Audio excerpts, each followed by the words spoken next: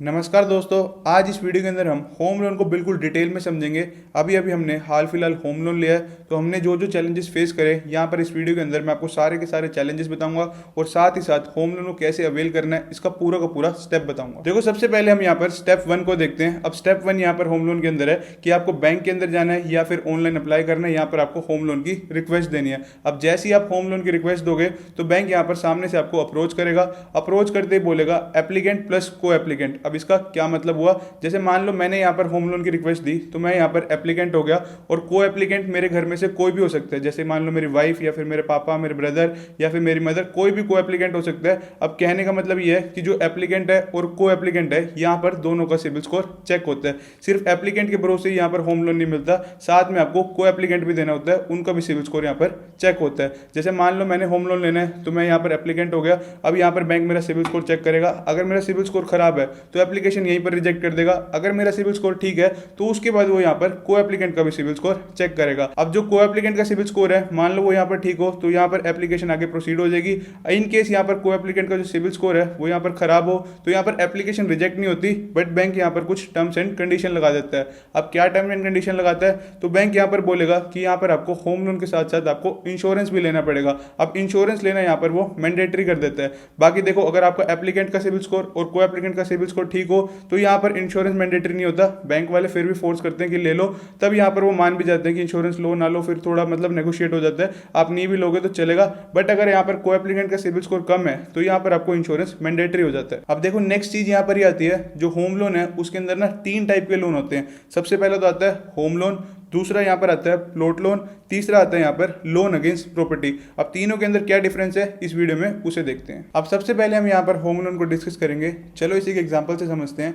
Let suppose मुझे एक बना बनाया घर खरीदना है। अब उसकी यहाँ पर जो वैल्यू है वो यहाँ पर 5 करोड़ रुपए की वैल्यू है।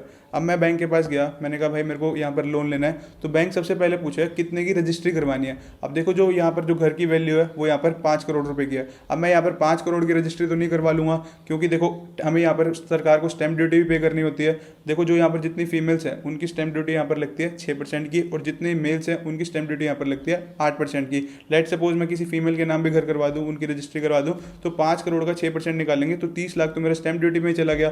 तो देखो, मैं यहाँ पर 5 करोड़ की रजिस्ट्री तो करवाऊंगा नहीं, मैं यहाँ पर रजिस्ट्री करवाऊंगा कम अमाउंट की। कितने अमाउंट की? लेट सपोज हम यहाँ पर रजिस्ट्री कराते हैं 1 करोड़ रुपए की। अब 1 करोड़ के पीछे यहाँ पर 6%, तो यहाँ पर 6 लाख रुपए देने तो बनते हैं, ठीक है कि अमाउंट कम हो गया, तो हम यहाँ पर रजिस्ट्री कराएंगे 1 करोड़ रुपए की। अब बैंक ने मेरे से पूछा कितने की रजिस्ट्री कराओगे, तो मैंने बोला यहाँ पर 1 करोड़ की। अब बैंक यहाँ पर पूछेगा कि आपको कितना लोन चाहिए। लेट सपोज मान लो मेरे को यहाँ पर 3 करोड़ का लोन चाहिए। अब घर की वैल्यू यहाँ पर 5 करोड़ रुपए, मान लो 2 करोड़ मेरे पास पड़े हैं, मैं 3 करोड़ का यहाँ पर बैंक से लोन ले लूंगा। तो बैंक यहाँ पर साफ साफ बोलेगा कि मैं यहाँ पर आपको जो भी रजिस्ट्री वैल्यू है ना यहाँ पर 1 करोड़ की, उतना ही यहाँ पर लोन दे सकता हूँ, 100% ऑफ रजिस्ट्री वैल्यू। तो बैंक मुझे यहाँ पर 1 करोड़ रुपए का यहाँ पर लोन दे देगा। पर मुझे लोन कितने का चाहिए? मुझे यहाँ पर 3 करोड़ का लोन चाहिए।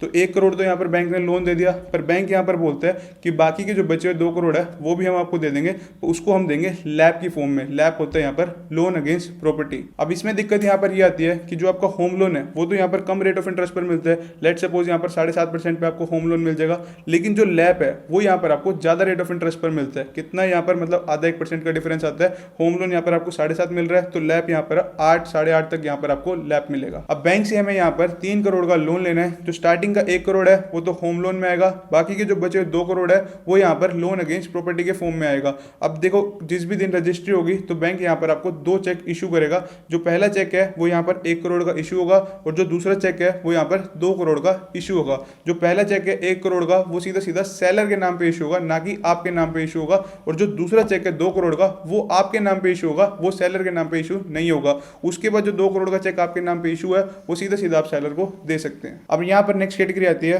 प्लॉट लोन की। अभी तक हमने यहाँ पर बने बनाए घर का एग्जांपल देखा। अब मुझे यहाँ पर जमीन खरीदनी है। अब मेरे को जमीन खरीदनी है, मैं सामने गया मार्केट के अंदर, बंदे ने बोला कि भाई ये जमीन है, यहाँ पर 250 गज की जमीन है, ये यहाँ पर इसकी जो मार्केट वैल्यू है वो यहाँ पर 5 करोड़ की है। अब 5 करोड़ की वैल्यू है, ठीक है। अब यहाँ पर जो प्लॉट की वैल्यू वो यहाँ पर 5 करोड़ की हुई। मेरे पास 2 करोड़ रुपए पड़े हैं, ठीक है, मेरे पास 3 करोड़ की शॉर्टेज है। अब बंदे ने बता दी 5 करोड़ की वैल्यू है। अब वही बात आ जाएगी कि आपको रजिस्ट्री कितनी करानी है। अब यहाँ पर हम रजिस्ट्री कराएंगे कम अमाउंट की, हम रजिस्ट्री करेंगे 1 करोड़ की, जैसे हमने पिछले एग्जाम्पल में देखा था, ताकि हमारी स्टैंप ड्यूटी यहाँ पर कम लगे। अब हम यहाँ पर रजिस्ट्री करेंगे 1 करोड़ की। तो हम यहाँ पर बैंक के पास गए, हमने बैंक को बोला कि भाई ये प्लॉट है, इसकी जो रजिस्ट्री वैल्यू है वो यहाँ पर 1 करोड़ है और जो मार्केट वैल्यू है वो यहाँ पर 5 करोड़ है।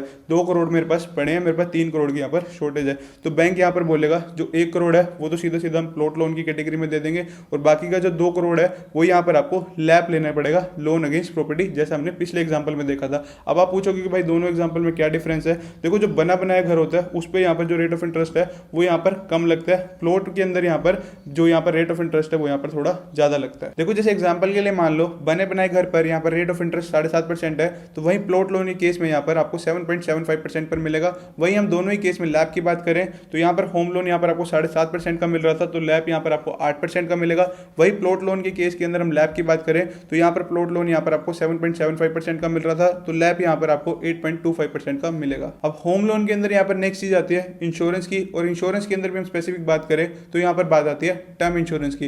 लेट्स सपोज मैंने यहाँ पर बैंक से लोन लिया 3 करोड़ रुपए का, वो भी अगले 20 सालों के लिए, तो बैंक इंप्लॉय की यहाँ पर कोशिश रहेगी कि अगले 20 सालों तक इस इंसान को टर्म इंश्योरेंस बेचा जाए। अब देखो, मान लो मेरा सिविल स्कोर, एप्लीकेंट का सिविल स्कोर और को एप्लीकेंट का सिविल स्कोर ठीक है, तो यहाँ पर कोई नीड नहीं बनती इंश्योरेंस लेने की। तो यहाँ पर आप बैंक इंप्लॉय को बोल सकते हो कि हमें इंश्योरेंस नहीं लेना, वो भी यहाँ पर इतना फोर्स नहीं करेंगे, बात यहाँ पर बन जाएगी। बट इन केस हम दोनों में से किसी का भी सिविल स्कोर खराब हो, देखो एप्लीकेंट का खराब होगा तो यहाँ पर लोन मिलेगा नहीं, बट यहाँ पर मान लो को एप्लीकेंट का सिविल स्कोर खराब है और एप्लीकेंट का थोड़ा ठीक है, तो यहाँ पर बैंक इंप्लॉय कहेगा कि आपको यहाँ पर अपना टर्म इंश्योरेंस करवाना पड़ेगा। अब उसकी कोशिश यही रहेगी कि आपने 20 सालों का लोन पीरियड है तो अगले 20 सालों तक टर्म इंश्योरेंस बेचा जाए। पर यहाँ पर आप इसमें भी नेगोशिएट कर सकते हो, आप उनको बोलो कि भाई 20 साल का तो बहुत लंबा टाइम पीरियड हो जाएगा, प्रीमियम भी कम से कम यहाँ पर 6-7 लाख का भरना पड़ जाएगा। तो यहाँ पर आप उसको रिक्वेस्ट करो कि यहाँ पर जो ये टाइम पीरियड है वो यहाँ पर 1 से 2 साल का कर दे, वो यहाँ पर नेगोशिएट हो जाता है। तो यहाँ पर आप अपना 1 से 2 साल का यहाँ पर अपना टर्म इंश्योरेंस ले सकते हो। देखो, बैंक इंप्लॉय भी बहुत तेज होते हैं, वो यहाँ पर आपको फोर्स करेगा कि आप अपना टर्म इंश्योरेंस अगले 20 सालों के लिए लो।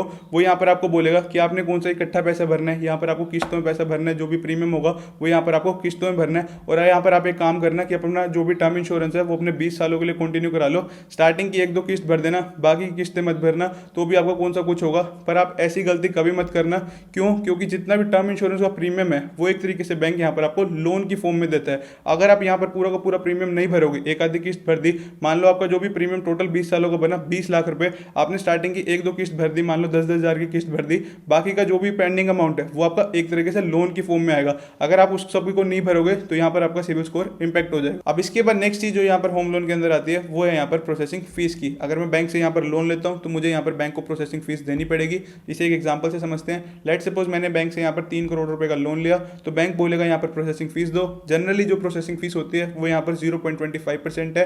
तो यहाँ पर मैंने 3 करोड़ का लोन लिया तो प्रोसेसिंग फीस मुझे यहाँ पर 75,000 रुपए की देनी पड़ेगी। अब इसके अंदर भी आप नेगोशिएट कर सकते हो, बैंक को बोल सकते हो कि भाई 0.25% ज़्यादा है, थोड़ी बहुत आप नेगोशिएट कर लो, 0.20 कर लो, तो वो बैंक यहाँ पर मान जाता है। बाकी केस टू केस वेरी करता है। अभी तक हमने होम लोन को बिल्कुल डिटेल में डिस्कस किया। अब यहाँ पर बात आती है कि हमें होम लोन कहाँ से अप्लाई करना चाहिए। तो देखो, मेरी रिकमेंडेशन आपको यही रहेगी कि जितने भी सरकारी इंस्टीट्यूशंस है वहाँ से सबसे पहले आपको होम लोन को ट्राई करना चाहिए, क्योंकि वहाँ पर आपको होम लोन के जो रेट ऑफ इंटरेस्ट है काफ़ी कम देखने को मिलते हैं। मिलते हैं हम नेक्स्ट वीडियो में। Till then have a right path means focus path.